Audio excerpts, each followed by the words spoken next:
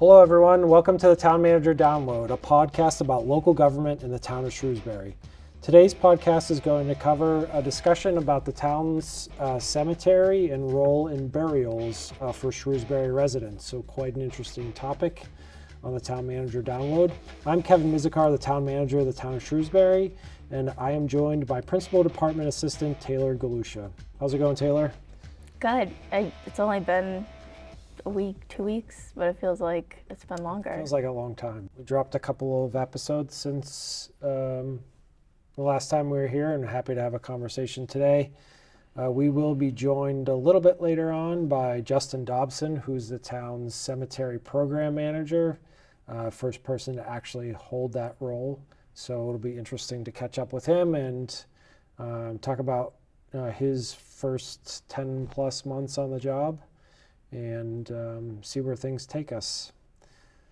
Do anything fun this weekend? Weekends have been kind of quiet. Both of my daughters dance, so this is like dance competition season. So a couple weekends ago, they had a dance competition with I don't know what it's called, a company or something like that, Turn It Up, which they did really well in, really proud. Both of my girls got invited to their national competition or national competition teams. So congrats to them and their dance studio for doing well. So that's fun. It's fun to go watch them. It's like a jam-packed weekend for them and a lighter weekend for me. Yeah, so, just watch and have fun. Yeah. Family time. Yep, definitely. So how about you? My cousin turned 9 this weekend. Oh, wow. Which is crazy, because I remember when she was a little baby. Like, when did you turn 9? She qualified for Worlds for junior golf league through Under Armour, which is cool. I don't think she's going because she's not. But yeah, she wants to still enjoy golfing, which is, I don't think many 8, 9-year-olds say that, but she's very good at it. So that's awesome. So proud of her. Mm-hmm. Just did family time this weekend. So one of the things I did on my downtime during dance recital was watch Top Gun Maverick. Which I have to say, I was a huge Top Gun fan back in the 80s, and probably was like one of the first things that I really wanted to do was be a fighter pilot. Mm-hmm. My dad was in the Air Force, actually. He was part of, he was a mechanic, a strategic air command, so with the B-52 bombers in Vietnam. So I'd always been fascinated from conversations that we had and things that we did and he was interested in. And then Top Gun sent me over the top to want to be that. And then I watched Top Gun Maverick this weekend and I kind of rekindled it, but they probably, Career change. Yeah, career change. I think even though they still strap Tom Cruise into a fighter jet, they probably wouldn't strap me in. No, probably not. That's okay. You can just go to the museum, like I do. Go to museums, walk around, look at all the planes, and just dream that way. Yeah. Mm-hmm. Get you in a flight simulator. Yeah, I highly recommend it. It was a fun movie to watch. So anything? Well, we have a ton of stuff going on in town. I know it's our big. We said it the last 3 episodes, but approaching town meeting, town elections. Probably by the time this airs, the finance committee would have already had their hearings. Correct. So we're really moving. Yeah, we'll be moving into the middle part of that phase. The ballot will be set, so to speak, because papers are due between now and the time this will air. So we'll have a full slate of school committee members, select board members, town meeting members, which is always interesting to hear and learn who's interested in taking on a bigger role within the community and joining those elected bodies. And they'll be in full campaign mode for the next couple months, I guess, as we move to the May 2nd annual town election. Certainly encourage everyone to vote, and we'll be reminding everyone about that. And then we move to town meeting on May 15th at the Oak Middle School. So we're really into drafting the town meeting warrant right now. And it's a little longer than normal. I think the first draft that we present to the select board will have between 53 and 55 warrant articles. The biggest difference is, in a nutshell, the Community Preservation Act funding articles. So those are have new this year. different ones for the project. Yeah, there's always new wrinkles, and one of them that we'll talk about today is the cemetery expansion project. Right. But we've averaged around 43 to 45, so we're about 10 greater than that for this upcoming meeting, which we're going back to the traditional, which we've talked about starting on a Monday night, and then we have bundles moving forward. We do have articles that are bundled, and a lot of articles lend themselves to that, so hopefully that'll provide us a little bit of acceleration throughout the meeting, but full warrant for town meeting members to consider, and we'll see who is elected once we get past that May 2nd annual election. So. And I just want to add, because I saw it swirling around a little bit on the internets, Recreation does have their own Facebook page now, which is really exciting. That was, I think, one of the first things Laurel set up when she started with the town.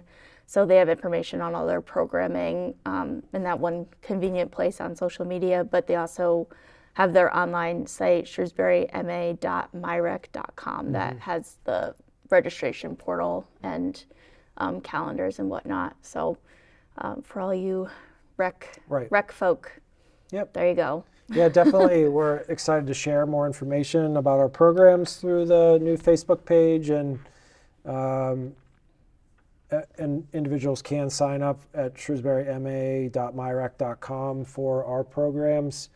We always encourage everyone to reach out to the office or send us an email if you have specific questions versus posting on Facebook or things like that. It's just we monitor email and can get back to folks one-on-one with their questions better than we can serve in monitoring all the various pages associated with the town and the community. So we're always happy to engage with folks and have a conversation if they have particular questions about town services, but we look forward to using that new Facebook page for recreation as a part of our way to share information with the community.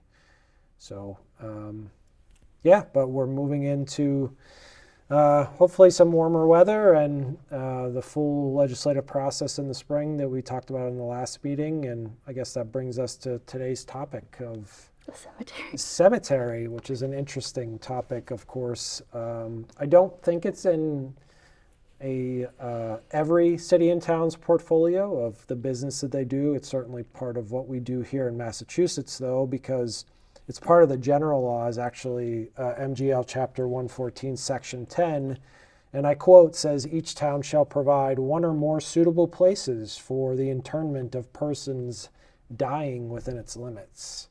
So, or who have died, hopefully, is what that actually means. That's a joke. Right. Oh. So got it. Definitely something that we're responsible for in providing places of internment for individuals. And it's been a topic that's been on the forefront of a lot of people's minds in Shrewsbury because Mountain View Cemetery, which is that burial place within the community, is running out of space. So we look forward to talking to Justin about plans for that in the future. So not every city and town runs their own municipal cemetery, but they have partnered or some way provided for burial or internment in other areas. That's just a little bit less of a straightforward way of handling the municipality's responsibilities, and I think we are well suited to continue to provide those services as we have. It's amazing the interest and sensitivity of these matters, as everyone can imagine. But recently, it's been more of a challenge to this community than not because of our space constraints in Mountain View. So we'll dive into that because we've only really been able to provide for quote-unquote immediate need. Right. So no one has been in the community has really been able to do planning for these types of services because we don't have the capacity to just sell an unlimited number of lots and had to be more limited with our approach. So, right, we're like under 200 left. Yeah, under 200 lots left, and we haven't even started the construction of our next phase. So we need to make sure that we plan to meet our obligations under the general laws for the next few years as we look to the future for the next phase of our cemetery services and burials here within the community. So we started this expansion project a really long time ago. Technically speaking, Mountain View Cemetery has been in place since the 17 or 1800s, at least the 1800s. Some very old graves and burials within that section of the town, which is located just adjacent to the common and behind the Congregational Church. Town meeting actually bought a piece of property right across the street at the corner of Prospect and 140 in 1976, and there was a lot of interest in that property. It was the former Masonic home property, and there was a number of studies that were done in the 70s before a final decision was made on what the property should actually be used for. We do have other uses on that property that were allowed for and identified in the 1970s, and part of that was for use by the water department for their storage tanks, which are up there. It was considered for a number of things by the first study committee that was put in place in 1977, including potential housing, a private restaurant, a golf course, office park, a nature center, and even actually elderly housing. And that was the first initiative that was taken on in partnership with the Shrewsbury Housing Authority to consider whether or not elderly housing apartments should be constructed. That was considered to be a good option at the time, but unfortunately funding wasn't able to be secured by the Housing Authority, so that project never moved forward. So that brings us to 1979, and lo and behold, cemetery expansion was the number one use that was identified for that property. And some land was set aside again for water use, widening of Prospect and Boylston streets, and then any remaining land to be kept for the town for recreational use. So it's interesting, over the last 44 years, the concept that was put into place in 1979 has really held true all this time. So this is more of a sidebar, but when we pulled all this information together, it's all pulled from like the different annual town reports, and just like, I know it seems like they're just books that we hand out at the election, but it's like when it comes to stuff like this, just to have a historical full view of what was going on and what the town was thinking and what different departments and divisions were doing at the time. It's just kind of cool to be able to go from book to book and see, oh, this is what happened with this year, and then the next year, just seeing the development of government kind of unfold in front of you. It's really neat. Yeah, and obviously much better than just what everyone's memory is. Those annual town reports that are published each and every year, and Taylor, you're actually responsible for pulling that all together for all town departments this year. And it's so important because everyone's memory is just one part or piece or something really close. Right. And then you sit down and read those actual documents and you're like, oh, it's like no, it was actually, institutional knowledge is written down right here. Exactly. So it's invaluable. I agree. Some people look at the annual town report and it's hard sometimes writing those sections to think about or to know how valuable they may be in the future for people to go back and reflect upon. There's actually some sections that Justin Dobson, who will be on in a little bit, sent to me about some of the first town managers' reports, and I found them very interesting. And really two perspectives, and I won't go too far, but you started this sidebar. I'm sorry. It's just so, I'm being a history nerd. I'm sorry. But it's, in some ways, the different things that they were dealing with, yet it's the same. The same. Right. Yeah. So we'll talk a little bit about that before the end of this episode. So, so I mean, a lot of work had been done in the late 70s, and then we fast forward to the realization in 2008, 2009, and then again in the last few years that, hey, What else could this property be used for? So it was actually briefly looked at for the expansion or for the use of the Beale School. That was quickly dismissed because of the other uses for the property. Prior to that, it was actually considered at another point in time for an elementary school construction. And then again in 08, 09, we started to say, hey, we're kind of running out of space over here at Mountain View. We need to do some planning. And an initial concept was developed in 08, 09. But then when it was revisited in 2020, 2021, with funding that was set aside for a town meeting, I think we came up with a really interesting plan to how to appropriately place burials within part of the community that now over the last 40 years has been known to many as just a park or undeveloped parcel that's owned by the town land that people could use for passive recreational purposes. So I think we've struck a really nice natural setting type burial plan that will be used for the community for approximately 50 years. At least that's how we're laying the plan out, and that's what the concept was developed to meet that goal. So I think like in my head when I think or anybody, when you hear the word cemetery, you're just going to automatically think of any cartoon or movie you've seen with like the headstones sticking out of the ground and lined up. And what's been helpful for me to kind of visualize like the drawings better is just looking up other towns, either in the state or out of state, that have these sort of more natural embedded cemeteries, I think is the better word for it. Like it's not like an overwhelming landscape of headstones, like it's a park with that just happens to have burials there, which I think is a good balance and can let people maybe enjoy the space a little bit more with their loved ones. Exactly, and it'll be a good blending of those various uses that were identified for the site.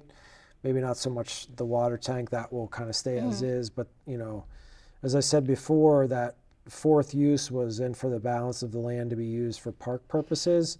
That's something that the select board actually is looking to affirm when we get to the annual town meeting this year as well. We've always talked about this as being phase one, but perhaps this being the last phase or the only phase of development on the prospect side, and dedicating whatever land isn't necessary for this 50-year development to be permanently set aside for park purposes. And then, of course, that means we'll have to find other land if necessary once the entire space is used. But obviously, if we have a 50-year horizon, we can make those decisions, or someone can make those decisions at an appropriate time in the future. So I guess it probably makes the most sense at this time to bring in today's guest, Justin Dobson, who's the town's first cemetery program manager. We look forward to Justin getting us up to speed on what he's been doing since he started this role, and how the expansion of the cemetery will play out, and other challenges that he sees working in this environment for the town of Shrewsbury. So Justin, welcome. It's a pleasure to have you. So why don't you tell us a little bit about yourself, maybe where you went to college and your experience with the town, and anything else you want to add. Thank you for having me. I'm excited to join you guys on the podcast. My name is Justin Dobson. I graduated from the College of the Holy Cross in Worcester in 2019. My major was in political science, and I minored in deaf studies. After college, I thought I might wanted to be a lawyer for a little bit. Got some experience in the field as a paralegal and decided that wasn't the career path that I found most fulfillment in. So I started looking for a career in local government, where I felt it's a level of government where we can directly engage with people and perhaps have the most direct impact on the lives of our residents. So started working for the town almost 2 years ago now. Started in the office of the town manager and select board. Was there for about a year and transitioned to the new role as a cemetery program manager, where I've been for several months now. Awesome. So what's that been like? You're the first cemetery program manager, so what have you worked on since your appointment there, and what have some of the challenges been? So I think initially I tried to get a lay of the land and try to figure out what the processes in place were and how we've traditionally done things, which traditionally we've kept a lot of records and we're quite redundant in that process. We probably keep 3-4 copies of the same record. So the initial project that I undertook was really just simplifying some of that process so that we're only perhaps keeping one record of what we need and making sure that our records are digital as opposed to paper-based.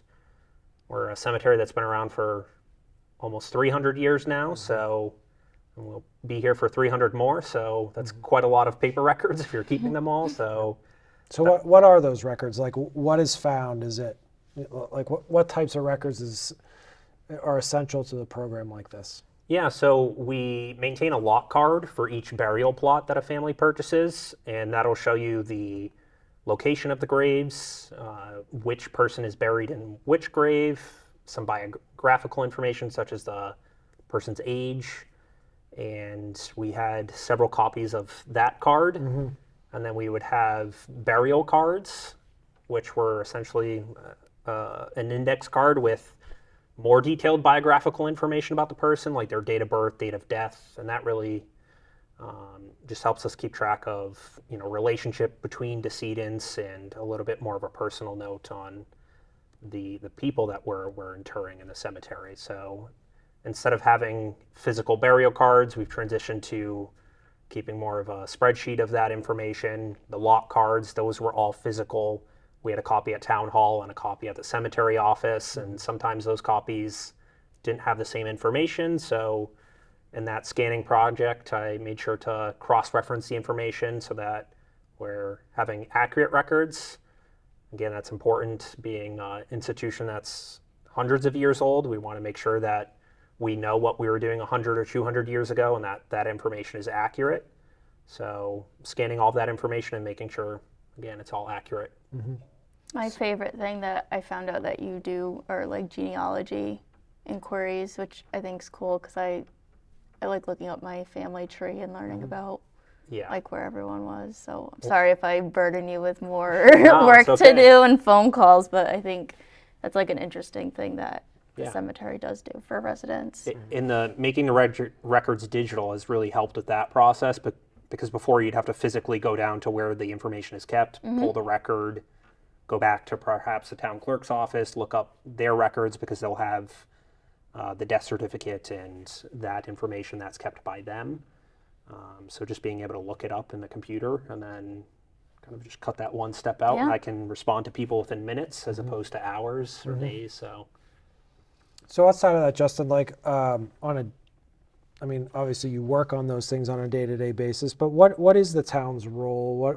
What does the position entail as far as, I know we're not doing it proactively right now, but the sale of a lot to a burial, what does the town do in that process and in your position doing this process? Yeah, so you both were discussing that we're only selling lots by immediate need basis currently, and that's really because we do have less than 200 lots available. We're running out of space.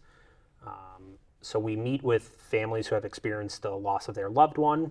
We'll meet with them at the cemetery, accompany them down to the section where we are selling lots, which is at the very bottom of the cemetery closer to Boylston Circle. It's section QQ.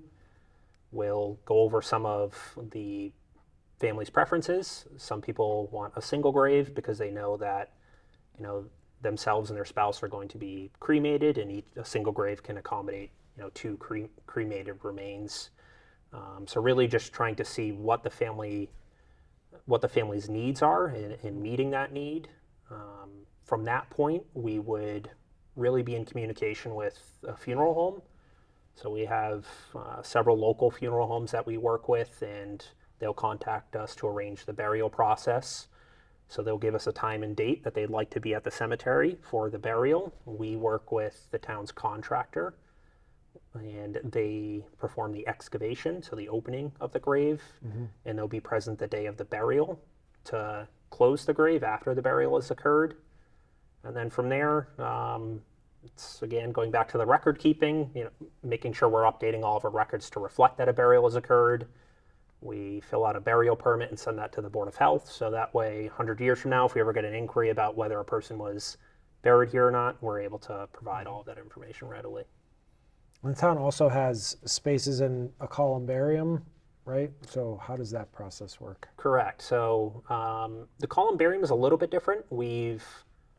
So with respect to lots, we've really curtailed who is able to buy one. So previously we would allow pre-need, so you could plan ahead. You could be 35 years old, purchase a grave, and not use it for several decades.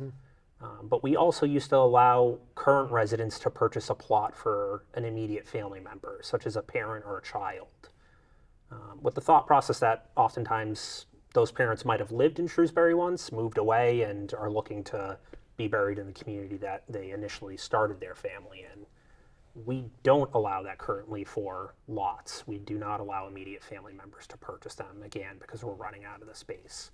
The columbarium you are able to purchase for a family member, so that's one of the benefits of the columbarium.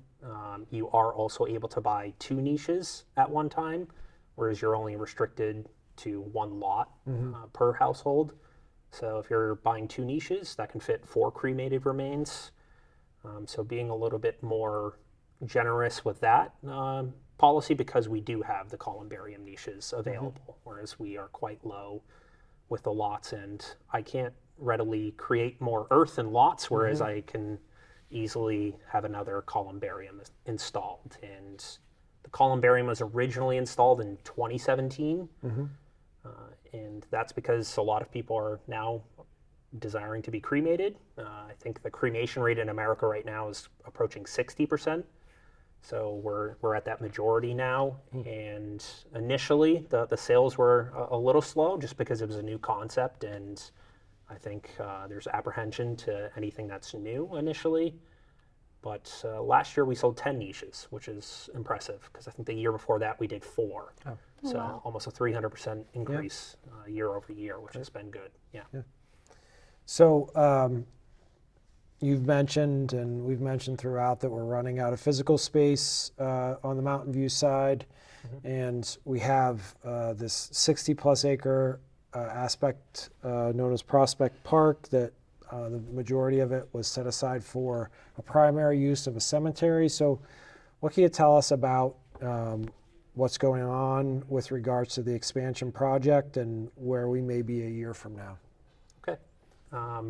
So at special town meeting, we requested funds to be appropriated for the design of the cemetery. And that has been underway for several weeks and will continue in the coming weeks as we get ready for town meeting. It's our intent to have a design and a cost estimate available for Finance Committee, Board of Selectmen, or Select Board, and town meeting, so that way we can request the appropriation of those funds. In recent weeks, you may have seen land surveyors along Route 140. There's been some trees that have been tagged at the property. Those trees are not all going to be clear cut. They're not all going to be cut down. We've requested that Davy Tree, who's one of the consultants we're working with, tag any trees that are greater than an 8-inch diameter, so trees that have been there for some time, and any trees of unique species, whether they're endangered or invasive or what have you. And really the intent is the Prospect Park Cemetery is supposed to be a rural cemetery. And that type of cemetery, the most prominent example that the town's consultant BSC group references is Mount Auburn in Cambridge. And that was established in the 1830s, and it was purposely put in that location because the topography wasn't suitable for many other uses at the time in the 1800s, whether it was a farm or a factory or what have you. It was hilly, quite like Prospect Park is, and really the thought process was to have this meandering road go up the hill at Mount Auburn, so that way people who are using the cemetery are able to have a nice view. It's tranquil, and it brings the visitors a degree of peace, and obviously an emotional situation. So in many ways, the Prospect Park design is modeling that. It's going to have a meandering road that goes up along the lower level of the Prospect Park Hill, and the lots are supposed to be sort of tucked away into the natural landscape. So in between trees, or you'll have a small cutout of trees where the graves will go. So not your traditional New England cemetery where it's rows and rows, but more integrated into the existing landscape and trees. That's great. So we'll move into town meeting, and we'll have that cost estimate, and we'll seek approval for that. And then we talked about having less than 200 graves left. Do you have an idea on how long it may be before lots could be sold at Prospect, and maybe even we won't hold you to it, but a long-term outlook of when first burials may happen there?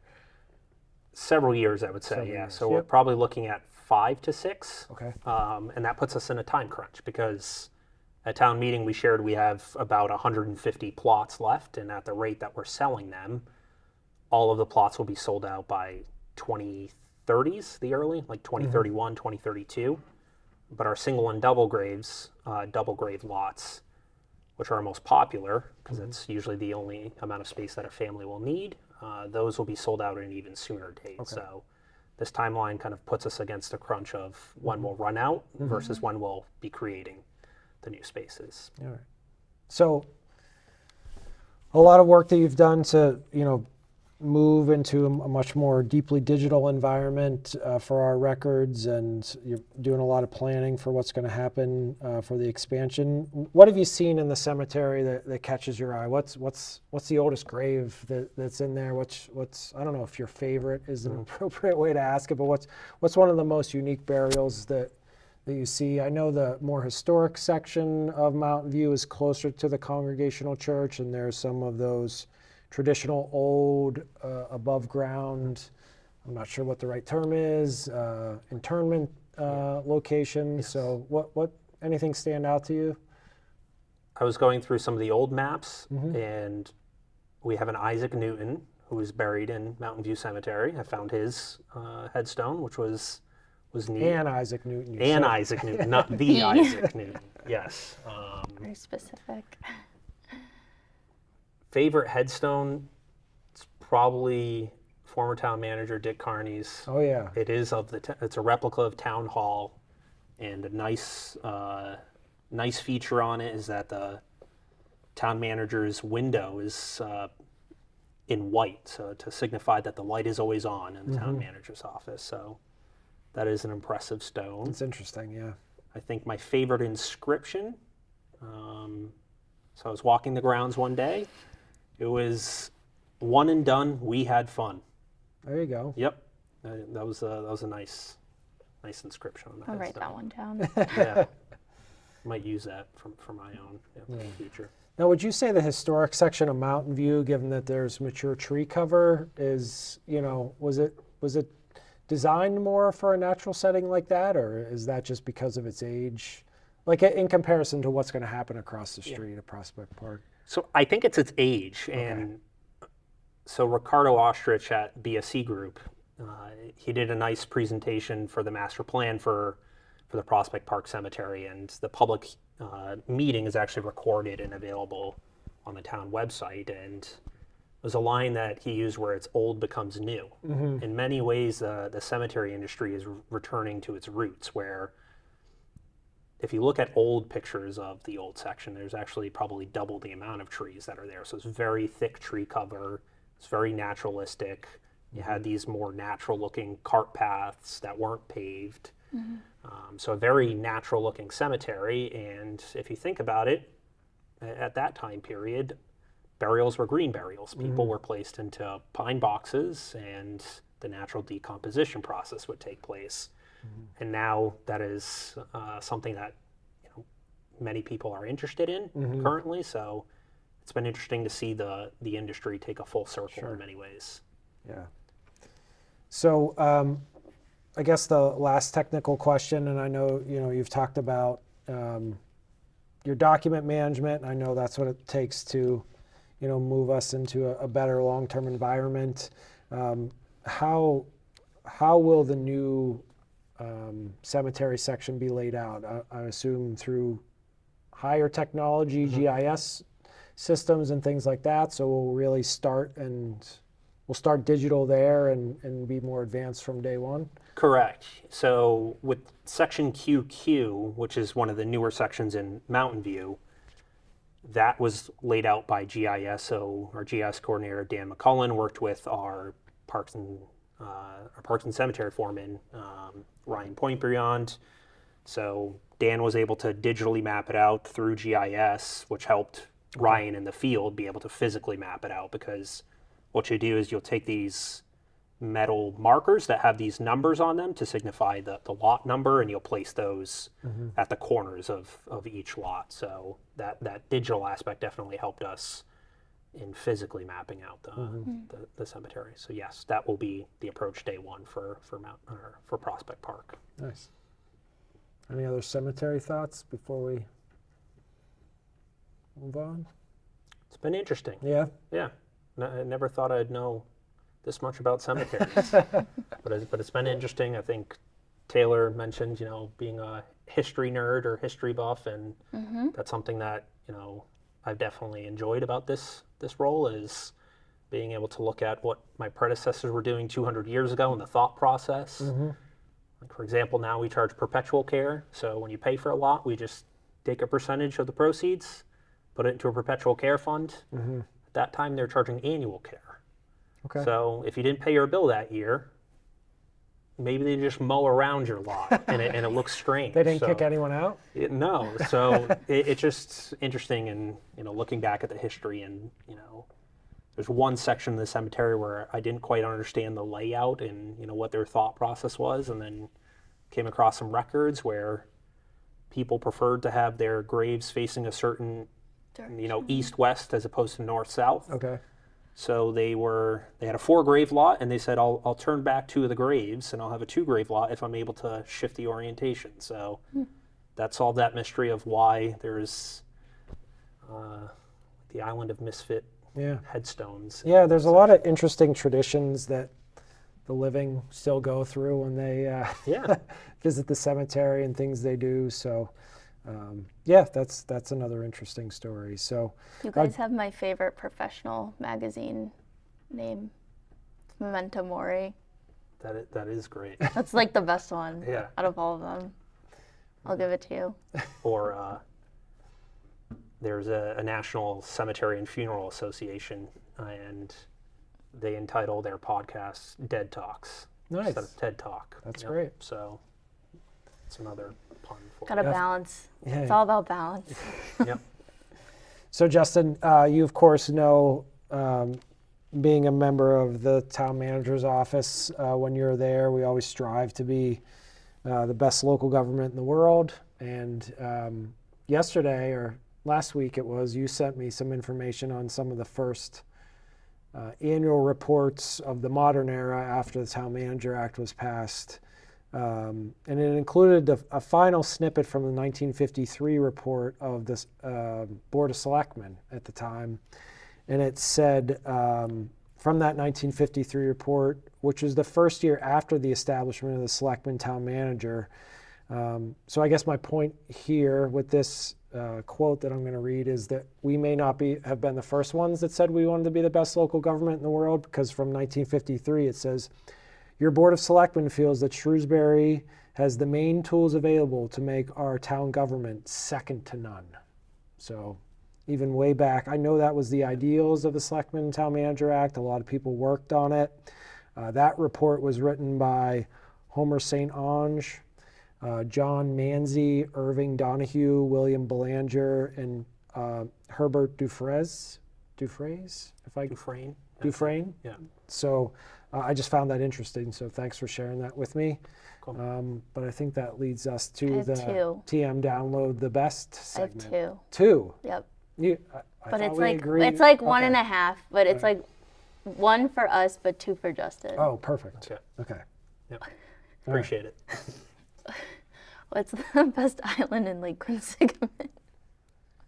No, the best island in town. The period. best island in Massachusetts. So- The best island in Massachusetts. So if it's Massachusetts, No. it's you Busta can't. Rhymes Okay. Island. Okay. I was like, you But can't if it was change in Lake Quinsigamond, it's Drake Island.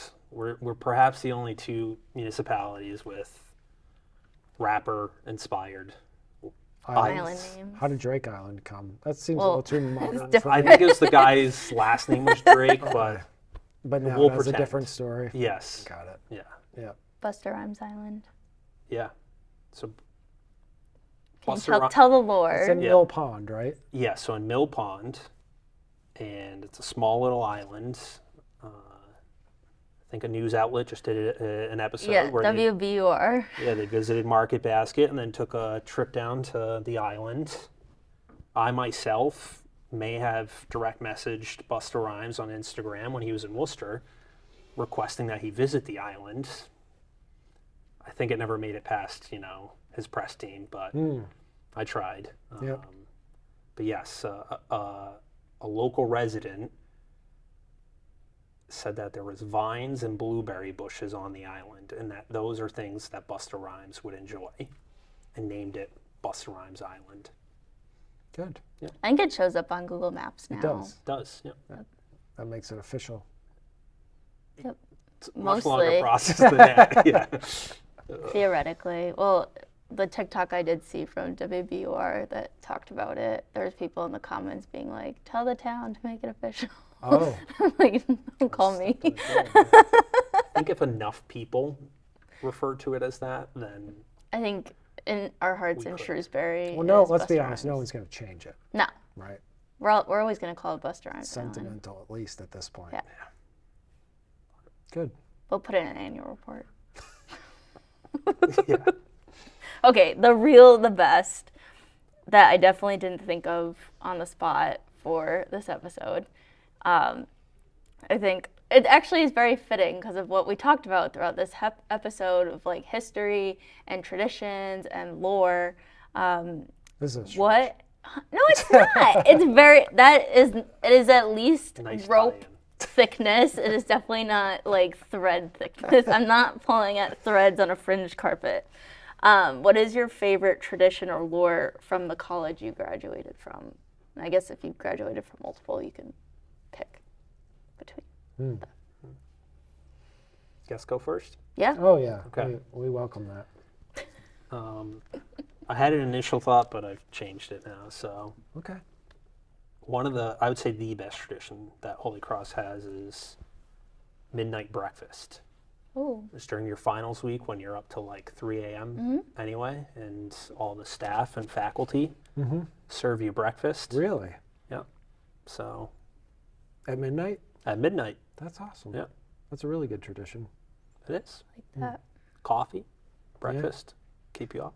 That's great. Yeah. Finals week. Finals week College only, of the Holy Cross. unfortunately. Yeah. Yeah. Interesting. Free coffee in the library too, Yeah. You never ever need a cup of coffee, just visit Holy Cross during finals week. It's for free. Good to know. Yeah. Stop there on my 2 way weeks in. a year. Yeah. Yeah. Just for you. All right, Taylor. See, Merrimack. Yep. We had a lot of traditions. I think my favorite academic one is we do first lecture every year. So I don't know if you guys are familiar with like last lectures, like when a tenure professor retires, they'll give like a last lecture on like life advice. But Merrimack will do a first lecture, which they'll pick doesn't have to be a first year professor, but they'll kind of give a lecture to the freshman students, kind of give them advice about like their time in college, and it's supposed to be lighthearted, but kind of gives them solid life advice. And one of my favorite ones was from my photography advisor that passed away this year, Kevin Salemi. He had probably like the best first lecture. So Nice. That's an interesting tradition. yeah, nerdy, but what can I say? Yeah. So West Virginia University, I think one of their coolest traditions now, although it wasn't in place when I was there, is the singing of country roads after home football and basketball, and I'm sure many other sports victories. That was not in place whenever I was there. So I tip my hat to them. That's a really cool thing that I would have loved to participate in. I think something fun at the beginning of the school year, although it may not work out really well for the first week of classes, but the first night of class, there's a big concert, and it's called Fall Fest, and it's just a really good way to acclimate both onto the campus and meet new people and catch up with people that you hadn't seen all summer if you're off campus. It's not homecoming, right? Because it's at the No, beginning. it's the first night of classes, right? So again, makes the second day of classes a little bit harder, but it's good to catch up with Syllabus people. week. A good community event. Exactly. So, yeah, you're right. So, all right. So I think that brings us pretty near the end of this episode. Pleased to have a conversation with Justin Dobson today and talk about the town's role in burials as with his role as cemetery program manager. We appreciate you coming on and spending your time with us. This has been another great conversation on the Town Manager Download. As always, if you have a question or comment, you can reach us at tmdownload@shrewsburyma.gov. So on behalf of Taylor Galusha, I'm Kevin Mizikar. Thank you for listening.